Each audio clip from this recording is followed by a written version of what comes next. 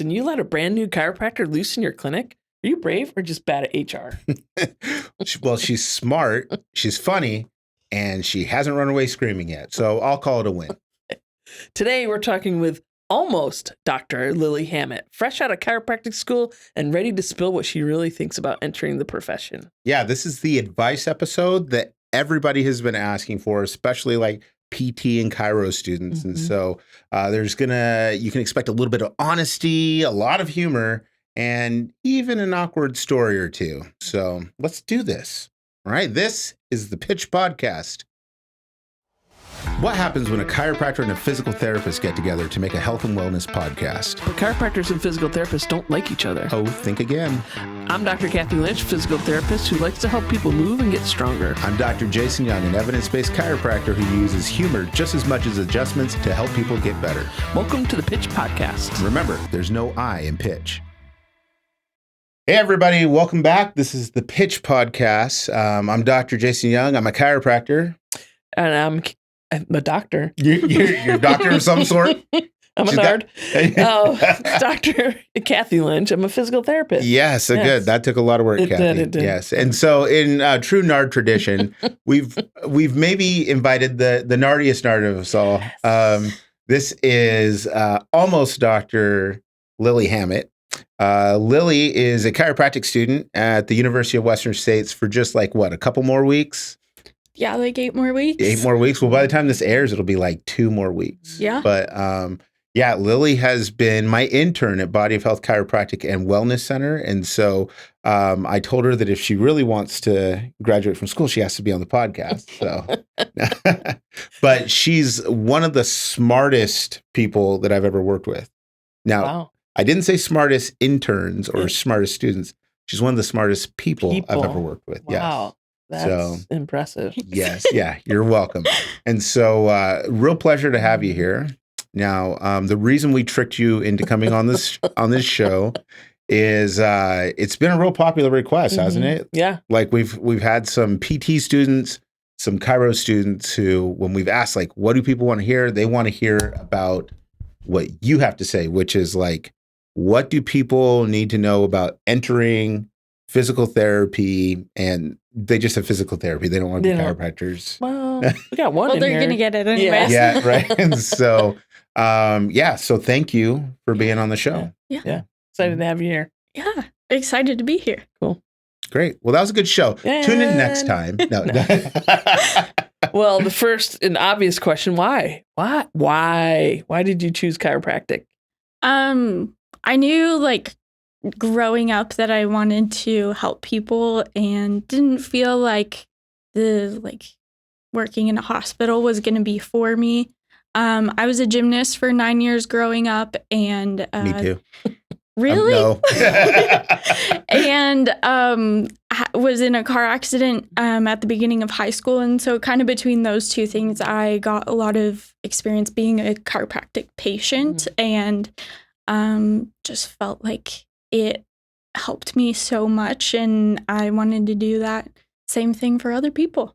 That's awesome. That's such a common thing. It's the chiropractor origin story. Maybe we talked about this before.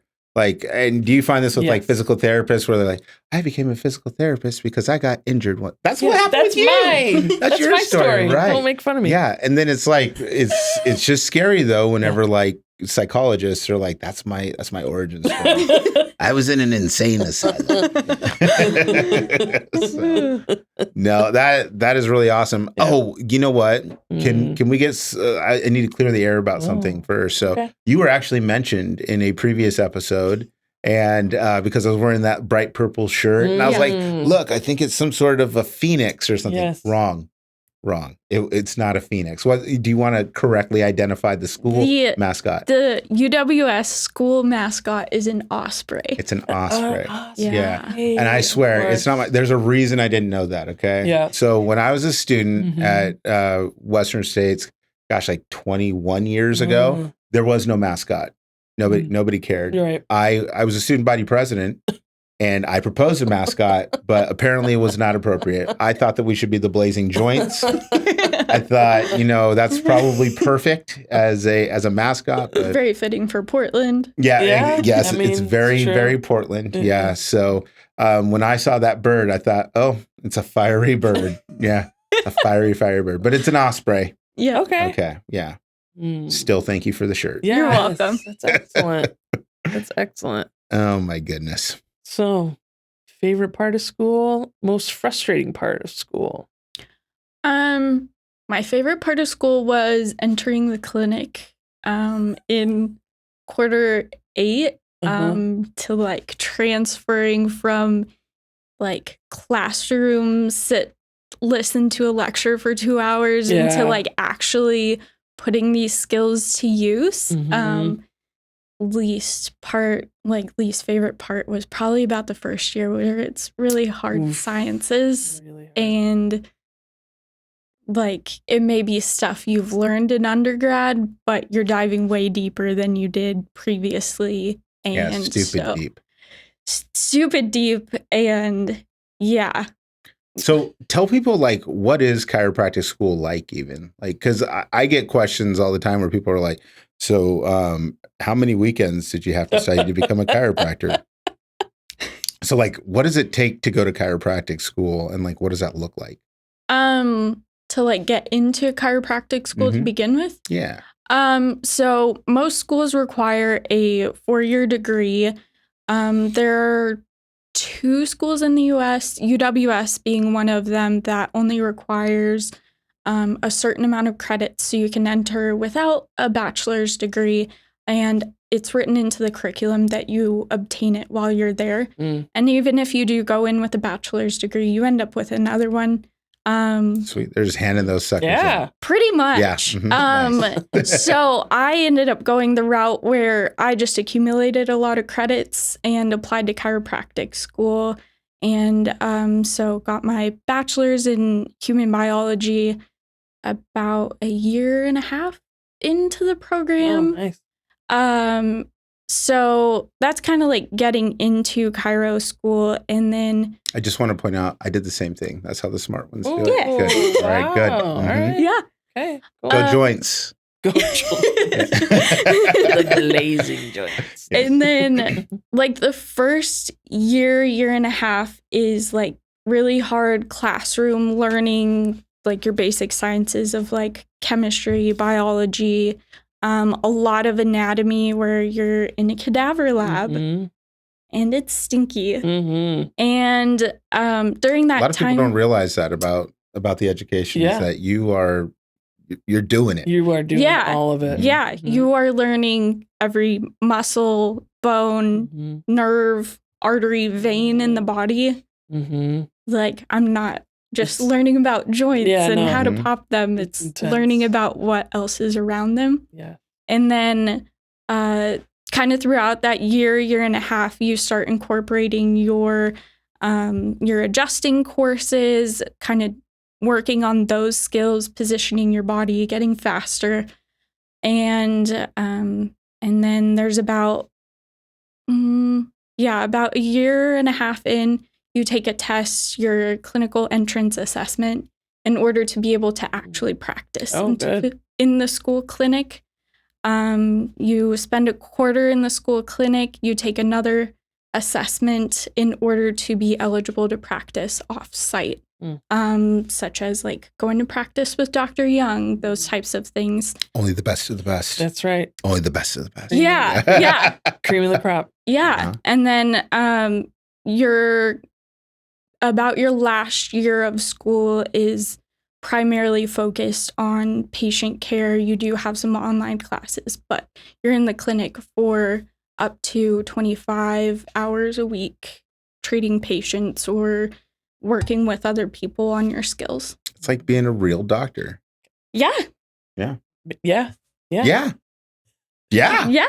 Yeah. I want to go back to when you said you take a deep dive into learring the things that you thought you learned in undergrad, and then all of a sudden you're like, no, we're going deep. Yeah. So I remember my first anatomy class in PT school. The professor, shout out to Dr. B. What's up, Dr. B? Dr. B. Hey. When you graduate, you can call her Bookie. Hey, Bucky. She's I graduated not PT school. She was like a 5'2", just firecracker. Nice. Scared the bejesus out of all of us. And she said, we got to the cranial nerve section. She's like, raise your hand if you learned cranial nerves in undergrad. And we're like, I learned cranial nerves. Oh, I know all 13 of them. Whoops. No, there's 12. And then she's like, you don't know the cranial nerves. And she's like, let me tell you. And so, we learned, right?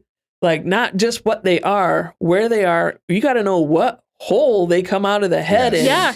And where they go into and what muscle and what things that they run. That's knowing the cranial nerves. Yeah, so, there's an existential moment where you're like, I am learning about things that aren't actually there. Because when you're learning about what a hole is called, it's like, not a hole. I'm learning about a piece of air. Right? Just a passage where things come out. A space. Yeah, it's a space. Yeah. Every hole has a name. Yeah. The foramen. Well, and it's crazy too, because like I remember I had just gotten married before I went to Cairo. No, I just had a baby. Yeah. Yes. I didn't have the baby. My wife had the baby. Right. I swear, I took embryology. I know how these things work. Yeah. We had just had a baby before I went to chiropractic school. She was 2 months old. Oh my gosh. And so I showed up there, and chiropractic school is a lot. It's a lot of hours. It's a ton of commitment. Yes. And I was like, okay, I don't know how to feed my family. So it's like, we're going to do the food stamps thing. Right. So I went down there and I applied, and the lady's like, nah, you're not getting food stamps. And I was like, well, like, what am I supposed to do? She said, well, get a job. And I was like, well, I can't get a job because I'm in school. And she's like, well, you go to school and you work. And I worked full time, and I was a full-time student in all my undergrad. Yeah. So I was like, okay, listen, I said, there's 30 credit hours that I'm taking. And she's like, you're not taking 30 credit hours. I was like, I am. And I happen to have my schedule with me. And I showed her, and she's like, what kind of a school is this? I said, well, I'm going to be a doctor. And she said, well, here's what you do. You need to quit school and you need to take care of your family. Wow. Like, wow. So, yeah. Wow. Yeah. So, but yeah, it seriously is 30 credit hours that first term. And then that's the light one. And it just kind of goes from there. Right. Yeah. But it's kind of nice though, because all the subjects sort of overlap, right? At least that's, I hope that's the way it still is. So it's not like you have your gross anatomy plus your spinal anatomy, plus your neuroanatomy, plus your histology, and they're all interrelated. And so it makes it a lot more doable. But I don't know, what do you think was the hardest thing about all that? You're super smart. None of it was about like all the classes. Yeah. Like, what was the most challenging part for you? I think overall was just like staying organized. Like one of our professors really encouraged us to like look over our notes from earlier in the day, like later before we went to bed, because she was saying that it helps with like retention. Yeah, totally unrealistic. For your notes and knowledge. But like the thing is, by the time you get home after sitting through 4 1 to 2 hour lectures in the day, your brain's just so tired that you don't want to do that. No. And then you're like, okay, I'll do it tomorrow. And tomorrow becomes the day after. And then you're like, oh no, I got to organize all this information, not only in my notes, but in my brain, because we have a quiz next week. Oh yeah. So, just kind of getting used to the pace and like quick turnaround time of things was definitely a challenge. I think the content was manageable. Yeah. But yeah, it is a lot for time management. Yeah. All right. So there might be 1 or 2 students listening to this because that's who we are. Yeah. So can you tell us so for somebody who's listening, they're kind of trapped in that right now. What's that transition from learning about it to doing it like? Like, what was that like for you? I think there were definitely a lot of nerves in the beginning of like, okay, I've only done these on like simulated patients or my my classmates. And there's like a level of familiarity with those people that you're like, now I have to do this on complete strangers that are not pretending to have these conditions. Yeah. They actually have them now. Yeah. So kind of reining it into to like have that compassion and not be like unprofessional about it. Because I think a lot of students can definitely kind of get into the practice of being too familiar or unprofessional. Role playing's hard. It is hard. It's really hard. Yeah. And so I think then it becomes like a little bit of a stumbling block when actually getting into patient care, even like in like a safe environment, such as like a school clinic where you do have to go out of the room and check in with your supervising clinician before you do anything, or if something's really wrong.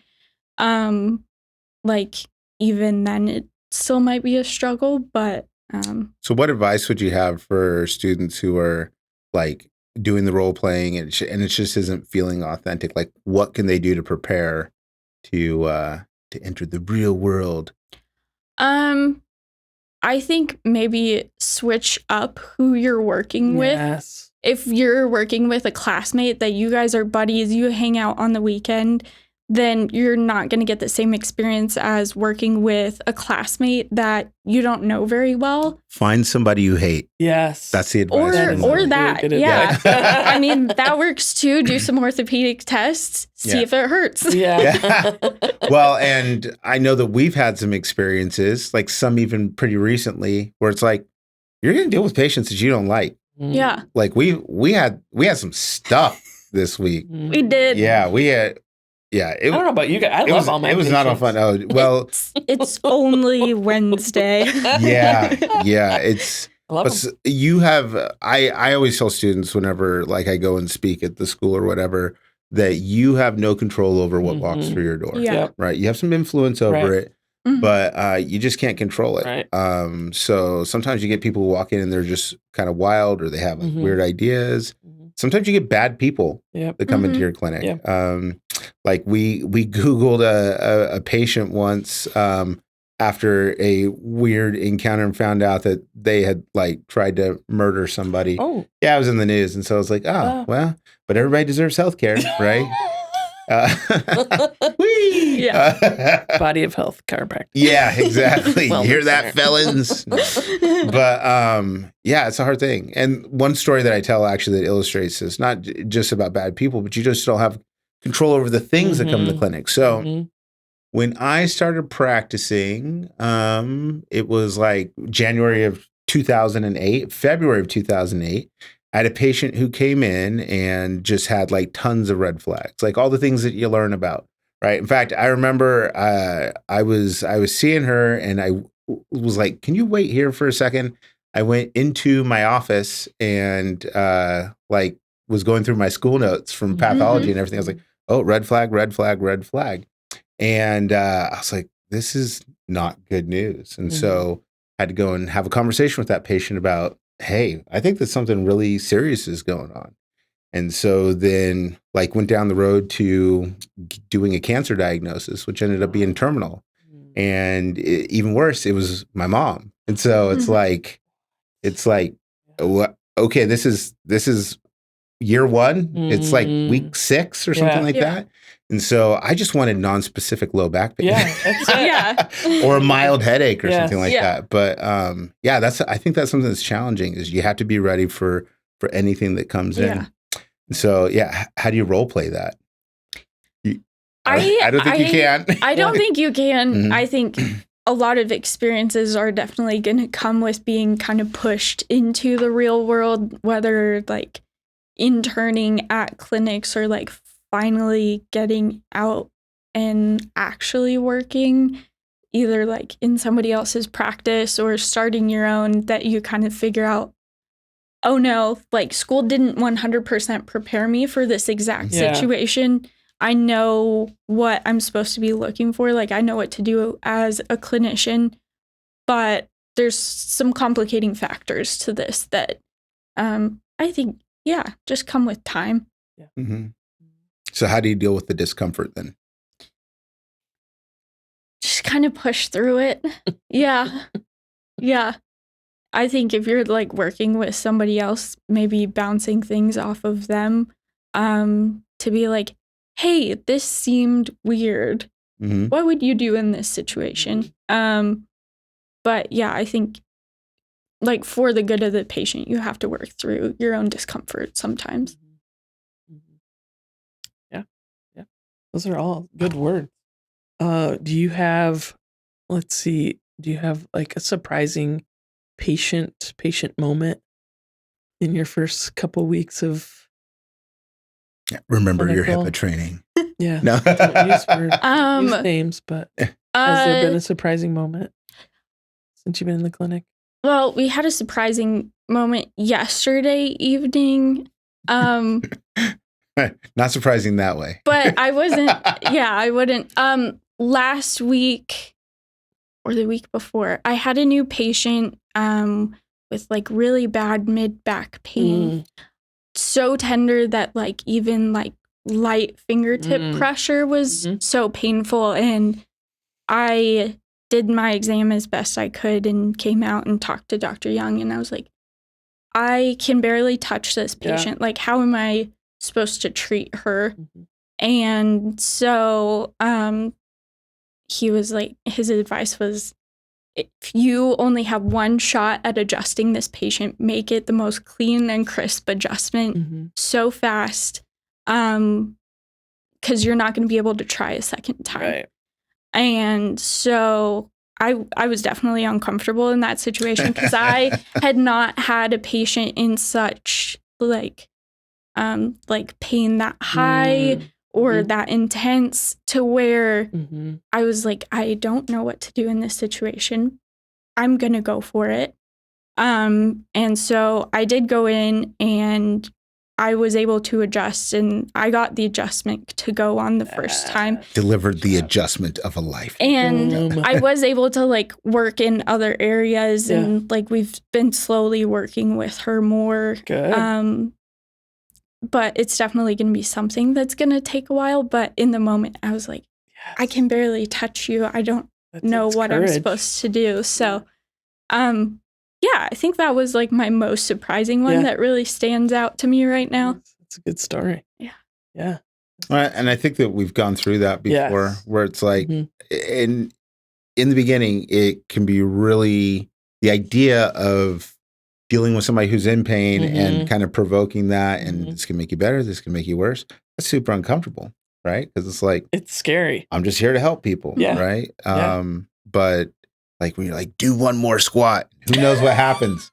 Right? You get stronger. They could explode, but a lot of times it ends up working out. Yeah. That's good because it gives you confidence, right? It builds your confidence and all that kind of stuff. I think it's really easy to look at other people who've been there, other providers, not even just like other chiropractors, but like you're going to interact with physical therapists, orthopedic surgeons and everything like that. And it's like, it's really easy to find people that you feel like are more confident than you, or maybe they know more than you and everything. But the only way that people get there is, I call it the grind. The grind. Yeah. Reps. Yeah. Reps. Yeah. Yeah. So it's not something to like shy away from. You just got to kind of lean into it. Yeah. And sometimes you mess up, but malpractice company told me not to say that. We're going to cut that, Scott. Yeah, we're just going to cut that part. Yep. Yeah.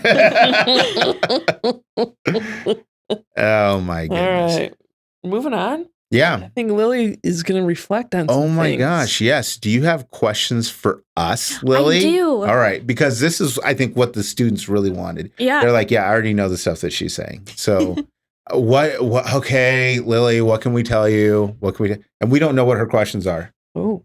We don't. Okay. Do you know what they are? She texted me last night. Are you kidding me? I'm just, I'm the only one that doesn't know.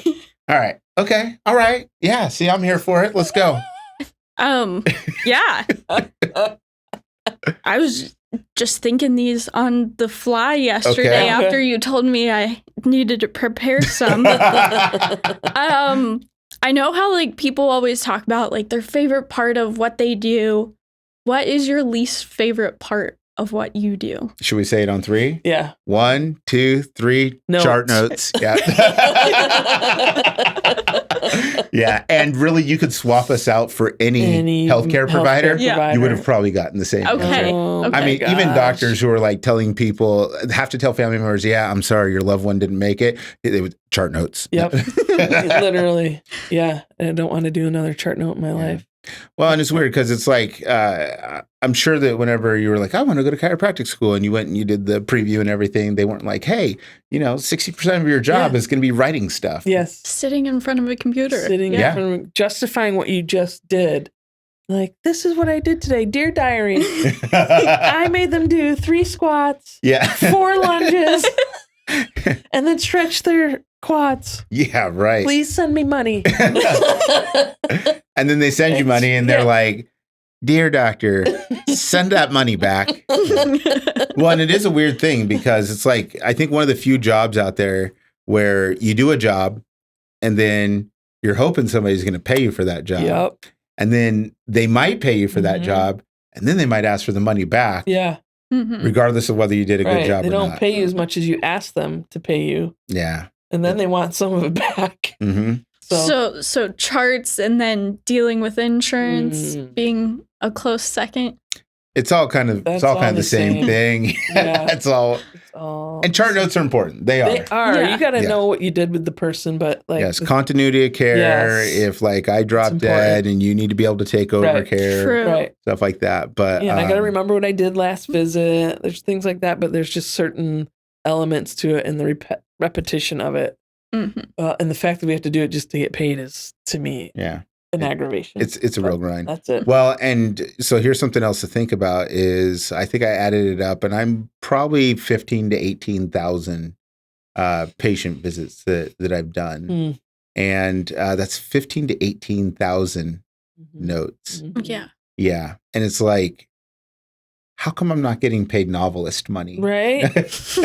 How many pages is that? Yeah, right. I mean, I'm not J.K. Rowling, sure, but or Stephen King, but it's like, that's a lot of writing. It's a ton. It's a ton of writing. Yeah, and there's only so many ways to say I adjusted that spine. I was just going to say that. There's only so many ways. Yeah. And I can talk about a tight hip flexor. She did bridges.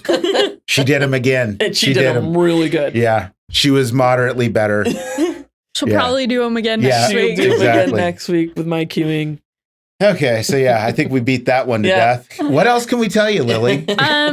Y'all kind of asked me what the transition or like the hardest part of transitioning from like school to practice or just like even being an intern. What was the hardest part for y'all of switching from school to actually practicing in physical therapy and chiropractic? And I think we kind of touched on too is the building the confidence. Obviously we've all gone through clinicals that you're going through now, but you have that supervision. You kind of step out like, I got this question. Well, when you're first hired, you might have a mentor. If it's a good company, you should have a mentor, right? But if you don't, you're like, should I be supervised here? Hello? Yeah, hello. Hello? Hello? And it's just you and the patient. And so building that confidence, getting those reps was the hardest transition. Yeah. And to be honest, being, every day, 10 to 12 patients for me a day and chart notes was just, brain numbing. It's a lot to manage. Yeah. And honestly, my hands were so tired my first year. And now they're like, Iron Man. Yeah. Boom. They got so tired my first year. I remember being like, oh. Yeah. Well, for me, I started practicing during the Civil War, the American Civil War. So, we didn't have indoor plumbing, stuff like that. So that was just a harder time in general. Crappy situation. Yeah. So no, it wasn't that long ago, but definitely what you said. Yeah. I didn't start with a mentor. I just opened a business. That's incredible. Because I love pain. and suffering. No, we, my wife and I, when we were talking about it, we're like, let's just go ahead and do this. Yeah. And we were committed to making mistakes and learning from mistakes. And so we made a lot of mistakes and we learned a lot of stuff. And so but it also kind of became our brand and who we are. Like we raised our kids in the clinic. And so it was tough, because I didn't always have a safety net where, so I had to rely on, we talk about confidence a lot, but I actually had to rely on humility a lot, where I would tell patients, I'm not exactly sure, but I'm going to research that for you. Yeah. Right. Or give me a second. I want to go look at some notes. And I don't know if people want to hear that from their doctor, but that's what we did. And I think that actually ended up being a strength because it built a lot of trust with people. So just learning a lot of things about business was really difficult. And, but I'm grateful that we did it that way because it just doesn't stop, right? You're always having to learn things. It's one of the things I really like about working with you is that we sit and we have conversations. You may not know this, but I learn things from you, right? And so it's like, you're like, what? We're screwed. But yeah, so I think that was the toughest thing in the transition is, I'll tell you this. So, and it's like, cause you actually graduated. She graduated. Oh, yeah. She graduated June 20th. June 20th. Who's counting? Congrats. Right. Not me. Yeah. So she's already graduated. Okay. She goes through that ceremony. And so it's like the day before, and you've been through this too. Like I was just Jason and then I get this little piece of paper and now technically I'm Dr. Jason. Right. So uncomfortable with that. Yeah. I was super uncomfortable with that because I didn't feel any sort of change in me. And so my first year of practice, I just went by Jason. Like people come in, they're like, what should I call you? I'm like, just call me Jason. Should I call you Dr. Jason? No, just Jason. It's cool. I'm just a dude, right? Yeah. Big mistake. Yeah. It hurt patients to just have some guy named Jason cracking their spine because that's all that it was to them was a guy named Jason cracking their spine. And patient compliance was terrible. Like people did not do the exercises I prescribed. They did not follow the treatment plans I did. And it's because I was just Jason. And I started actually hearing people talk.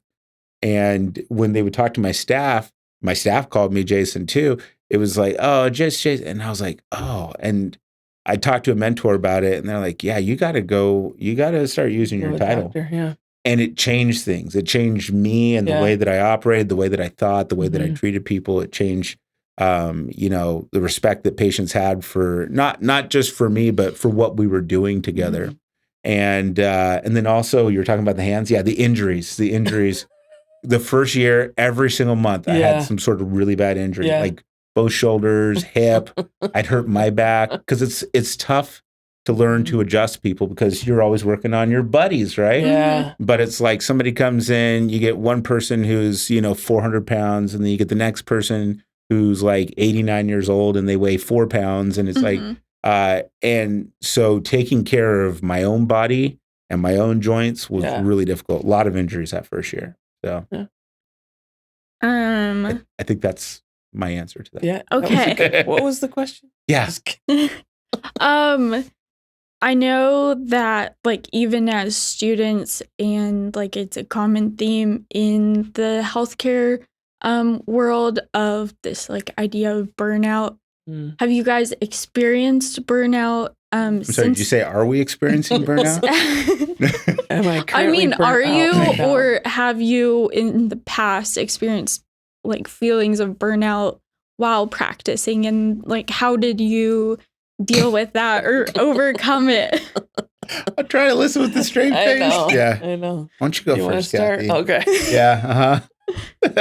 It's kind of it's a constant state. It's a constant battle to not get burnout in healthcare. I think a lot of healthcare providers say the same thing. And so for me, I have to be really aware and conscious of trying to get myself away from work and actually working on my time management in the clinic so that I don't always have to take notes home with me. and doing it on the weekends and at night. And so it's a kind of a constant ebb and flow of what stage of burnout are you in? Yeah. Mm-hmm. Yeah. It's a lot. It's not just a job, it's an identity. Like it really consumes everything. Yes. And sometimes you're seeing people on their very worst day, right? And so there's definitely some transference there. Gosh, I had this one week where it was like 5 patients in a row had lost a parent. Oh my gosh. And it was like, yeah, right. And so you just can't help but soak some of that up. Yeah. And but that's the job. That's what you're there for. And I want to have compassion for the people that I'm working with, the people that I'm working on. And so sometimes it's just a matter of like reminding myself, this is what I signed up for, right? Yeah. Sometimes it gets really, really busy, like super busy. And it's like, I don't even know how I'm seeing this many people. Right. And I just have to remind myself, once upon a time when I thought about having a clinic, this is what I wanted. I wanted to be really busy. Yeah. I wanted to be able to, touch a lot of people. I wanted to be able to, change a lot of lives, help a lot of people get heavy. No, that's when I was doing strength training. I want to help a lot of people get healthy. And so this is what I wanted. But it is really important to manage burnout. It's the number one problem in healthcare for providers. Absolutely. And it's not just physical therapists. It's not just chiropractors. Dentists have tremendous problems with burnout. Any sort of ER doctor, nurses, surgeons of all kinds. Yeah. Healthcare is totally overloaded. It is so easy to become burned out. You can almost guarantee it's going to happen. Yeah. So I think the things that are helpful to me is number one, you remember your reasons for why you're doing it. Number two, you make sure that you're compensated, right? So you're in a situation where you're not only feeling like I'm doing too much, but I'm doing too much and I have nothing to show for it, right? In part, what that means is that not just from the standpoint of I'm getting paid, but you're building something. So you're saving money, right? You're saving money. You're surrounding yourself with the people, the team that you want, right? So I put a lot of value into my staff and those relationships. That's a form of compensation for me. And so sometimes when I'm really burning out, I look around the clinic and I'm like, I'm around people that I really, really like. Yeah. This is cool. Yeah. And if any of you are listening, I'm not just going to pay you extra because I just said that I liked you. Okay. So don't come asking. No, don't come asking for but yeah, so kind of being able to craft sort of that life, I think is really important. And then another is you really need to have colleagues that you trust. And it doesn't have to be people that you're working with, but I've got people that I can call up and I'm just like, bro, this is hard, right? Or I don't know what to do about this or what to do about that. And I tell doctors all the time, do not practice on an island, right? Don't just be out there. Even if you have a solo clinic or something like that, you have to connect with other providers, even if it's somebody outside of your discipline, because you can really help each other to keep your heads above water. So that's all I have to say about that. That's a quote from Forrest Gump.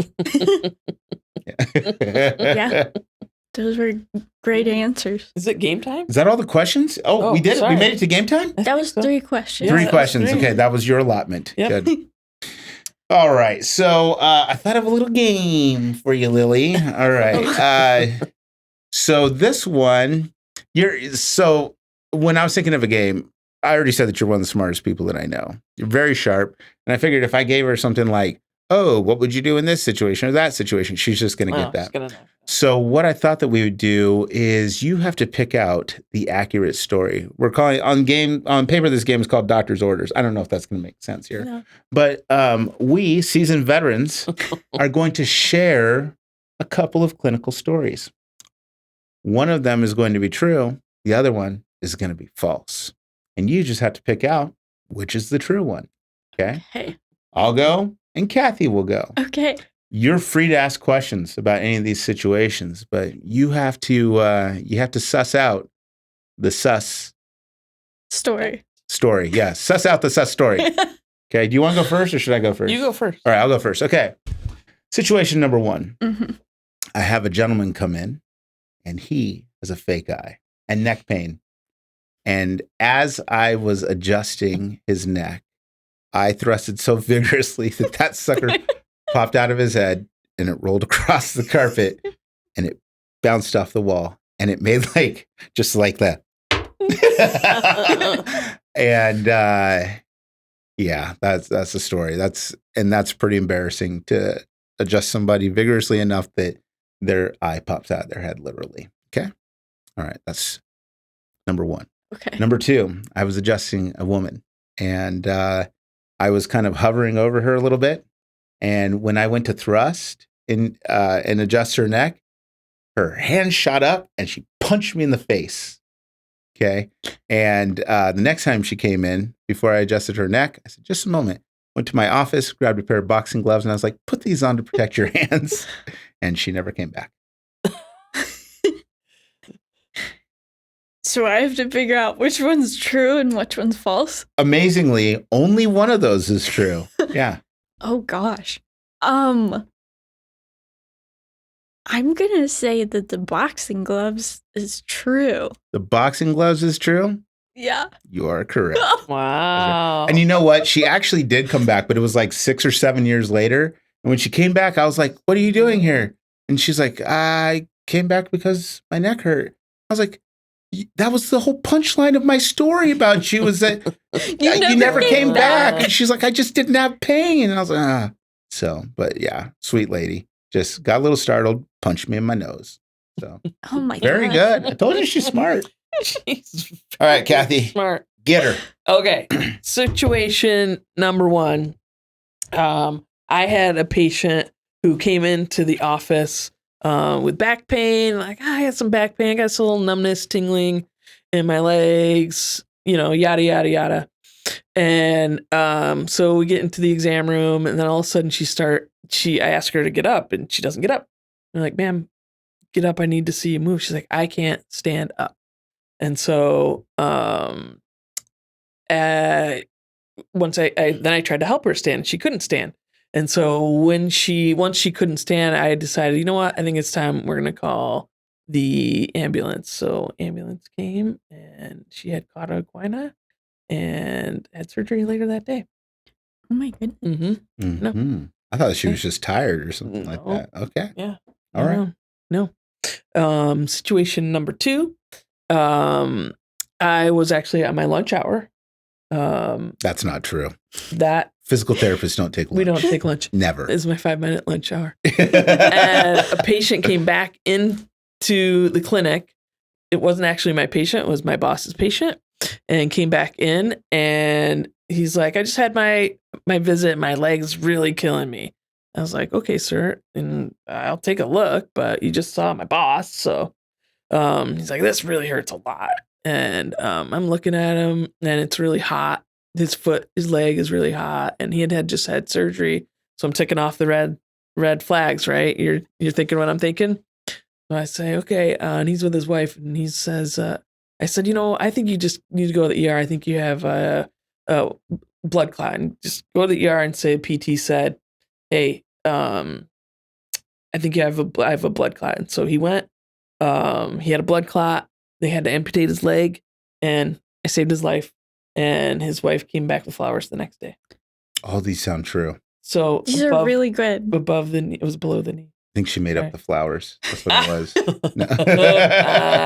I definitely know that the lunch portion is made up. You don't take lunch. I want to say the first story, the Cauda Aquinas story, is true. It's not. Oh, I got you. Got her. She did have lunch. And she got the flowers. I did get the flowers, and it saved somebody's life. Holy, so it's a sad story. So but, he lived.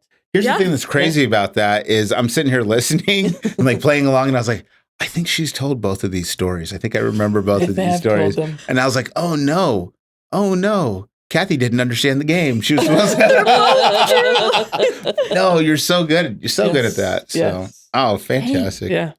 Yeah. All right. Well, this is the part that we call final advice. And we call it that because that's what it says in my notes. Okay. Final advice. So, and this is each of us, okay? So we're each going to go around, give a piece of advice to a current chiropractic or PT student. Give a piece of advice to somebody who is transitioning into professional life, and maybe like a resource that you found to be invaluable, like a book or maybe like a podcast featuring a chiropractor and a physical therapist, or Sounds One like of a which good- is also your boss. one of those. Yeah. So who wants to start? Okay, so I'll go. Okay. So are we going to do all three at once? Yeah, just do all three at once. Okay. So piece of advice to current chiropractic PT students. Number one advice is find a classmate that you can study with. I learned more, not more, but I learned more in depth from studying with my classmates than I did sitting in lecture in class, from professors. So I would say find a good, and let that person and find yourself a couple classmates that you can study with. Number two, a piece of advice to new grads entering the profession. I'm going to steal this from Coach Kara Lawson from Duke University. She said, learn how to handle hard better. You can't get around things getting hard. It's going to get hard. It's going to be hard. You have to learn how to handle hard better.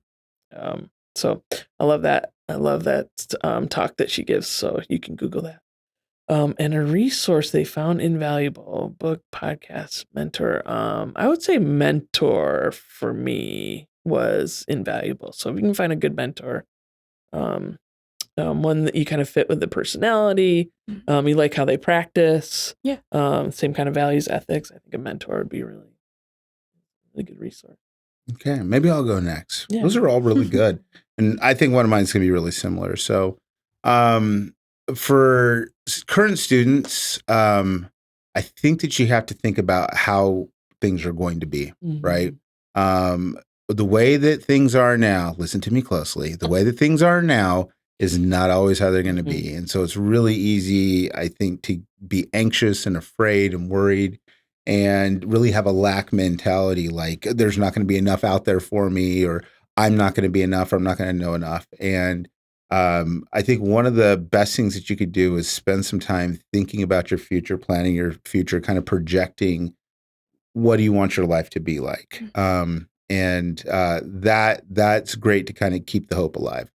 The piece of advice that I would give new grads entering the profession is you have to learn to network. I already said it, don't practice on an island. When I say network, you don't know where your next big break is coming in terms of being able to open some of the doors that you want to be open. And so if you are not excited about networking or going out there shaking hands or meeting new people, that is exactly what you need to be leaning into, because it's going to get you the relationships that you want and need. And it's also going to get you the skill set to deal with some of these uncomfortable situations that are coming. It's your grinding season. You have to grind. So network.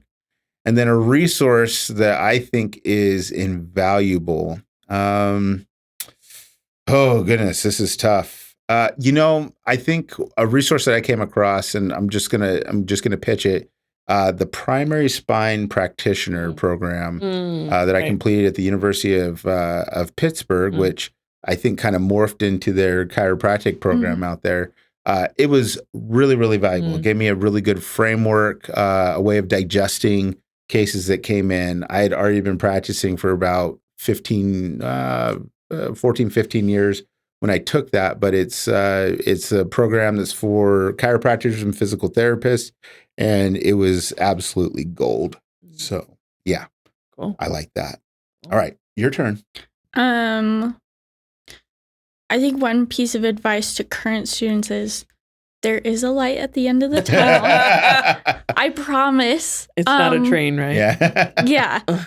And to, I think, find ways to balance school and taking care of yourself while in school, because it's really easy to kind of get lost into the just like the sheer amount of content you're digesting on a daily basis.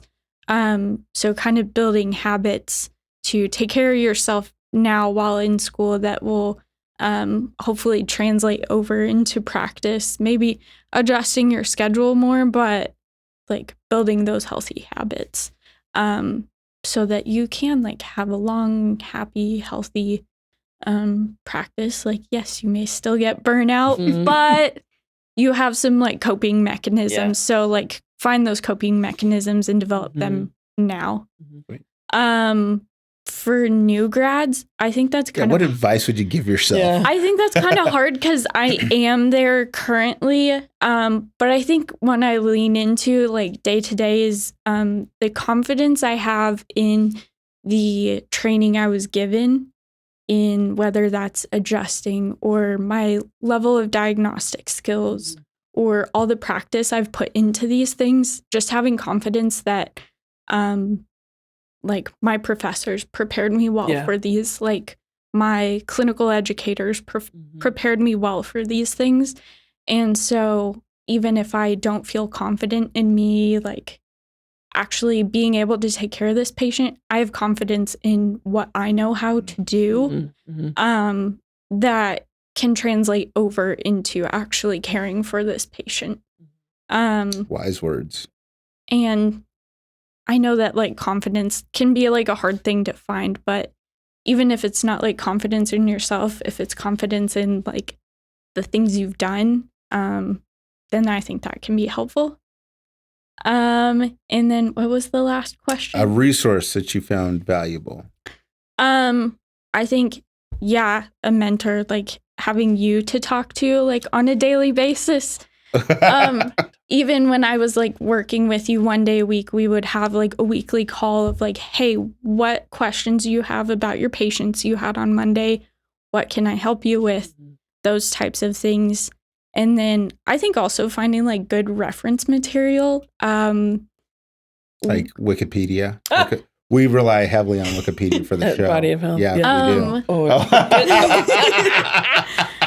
I mean, at the Pitch Podcast. Yeah, Pitch Podcast, Wikipedia. We have a partnership. I have some books from Pro Health Systems by a UWS alumni, Dr. Wozniak, and I keep them on my desk at work, and I opened them today. I was in another chiropractor's clinic, and I saw his Nikita sitting on the desk too. Yeah. So, yeah, really good. Yeah, really good, like just easy tool to just have on hand that you're like, I know this has good information if I just need to reference this condition or this test. We're going to have to tag him in this episode. There you go. He's going to love it. I should see if he'll come on. That would be a good one. He's up in Canada, right? Okay. Or is he comes to the U.S. Yeah. He practices in Canada. Yeah, Canadians are smart. They are. They are. Yeah, they're smart. They're really smart. Yeah. 51st state. Well, awesome. Shoot. Lilly, thank you so much for being on here. So good. I thought that you gave a lot of really good insights and advice to people. And it's been a real privilege to see you launch your career. I know that you're going to do big things. And so, I just real what's the word I'm looking for? I don't know. Privileged to be associated with you. See, you were worried about messing up. You're like, oh no, I'm going to mess up. Yeah. Well, I'm here for that. Leave it to us. Yeah. So I think that we're out of time. Okay. We're officially out of time. Yes. But thank you so much. If you're still watching, for tuning into the Pitch Podcast. We love your comments, questions, the reviews. Please share this with a friend. If you're a student and you've heard something that is valuable here, share it with another student, unless you don't like that guy. Yeah. Right? If you really want somebody to fail, keep this from them. Shh, don't right? tell anybody. But otherwise, we'd love for you to share this. And we're on YouTube, Spotify, Apple Podcasts, pretty much anywhere that you could get a podcast, you can get a little Pitch Podcast. You can get us. Yeah, it's a happy thing. Yeah. So, and I think that there's just one more piece of business that we have to get to. And that's that there's no I in pitch.